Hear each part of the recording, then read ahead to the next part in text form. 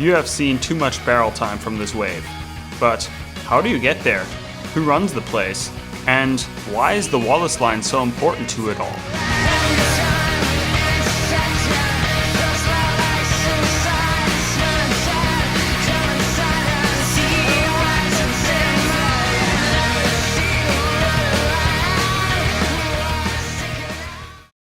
Getting to deserts from Bali is simple. You just need patience, a good transport hookup, sea legs, iron lungs, and ideally a therapist. There are 5 main means of transport, which all differ in time, cost, and level of good wave karma.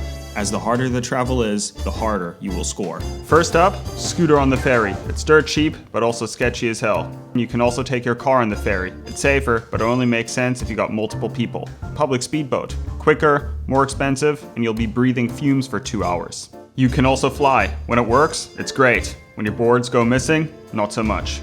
And finally, you can also hire a private speedboat. It's the fastest, most bougie, but also most expensive, which makes for negative wave karma once you get there.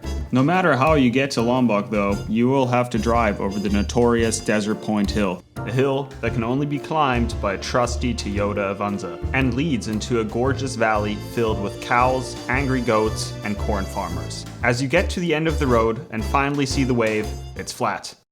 Like, what are you doing here, dead flat?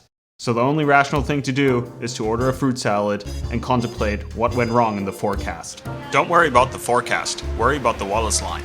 The Wallace Line is a biogeographical boundary that splits Asian and Australasian ecosystems. West of it, tigers, elephants, and primates. East of it, kangaroos, kakadoos, and things that look like evolution was drunk. It runs smack between Bali and Lombok, right through a deep ocean trench that acts like a tidal black magic megacurrent that connects the Indian and Pacific Oceans. As the tides start moving, waves get pushed ashore, and Lombok's wave machine starts to fire up.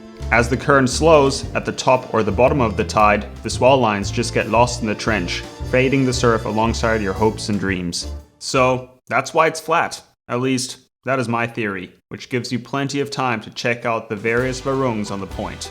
At the top of the point, you have Booty. You buy your surf clips from him. You don't negotiate. He has most of the Hawaiian surf contingency staying with him, making respect the word you'll hear thrown around the most up there. Further down, you have Ati. Ati is everyone's mom on the point, as she cooks with love while housing as many global surf soldiers as she possibly can. This is where I went on my first trip to the desert and where I still hang out to this day. Next up is Sunny. Ati's brother, with the same great family smile, will make you great fish dishes and help anyone out no matter who they are or where they are from. Lastly, at the bottom of the point, you have Ziggy, where the Brazilians have Carnival all dry season, the açaí never stops flowing, enabling the crew to paddle around you with endless energy.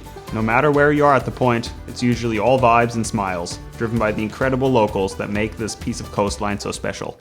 But then, out of nowhere, there's a sign of waves, having our dancing boy frothing. He's out there with the boys.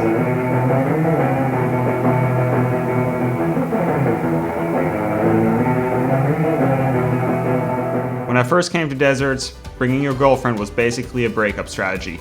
Now, they're doing Pilates at the back of Ziggy's, while I haven't even caught a wave yet. So I retreat into the coconut fields, pretending I'm Rob Machado, soul arching my way through some spiritual mental surf journey. But then, snapping me out of that daydream, another set hits, making me feel like a 12-year-old on Christmas. The ice cream man comes and gives the signal, and like hungry zombies, surfers crawl over the reef to gather at the takeoff zone. With the current clearly starting to do its black magic, I've got no choice but to join the masses. The end of the century, I said my goodbyes. For what it's worth, I always aim to please, but I nearly died. For what it's worth, come on, lay with me, 'cause I'm on fire. For what it's worth, I tear the sun in three to light up your eyes. For what it's worth, for what it's worth, for what it's worth, for what it's worth. Broke up the family, everybody cried. For what it's worth, I had a slow disease that sucked me dry. For what it's worth, come on, walk with me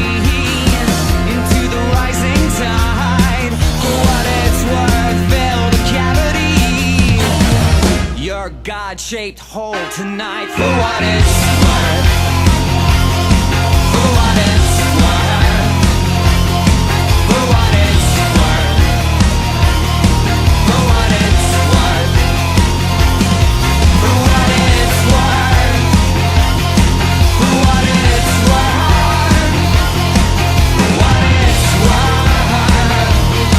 For what it's worth.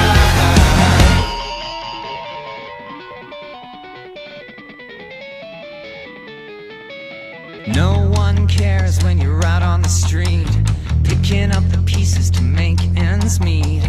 No one cares when you're down in the gutter, got no friends, got no lover. No one cares when you're out on the street, picking up the pieces to make ends meet.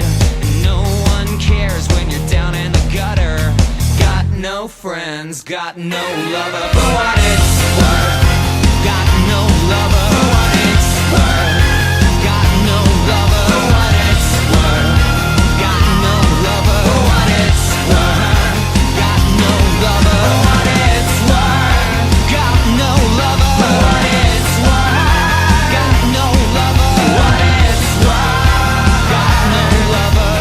Got no friends, got no lover.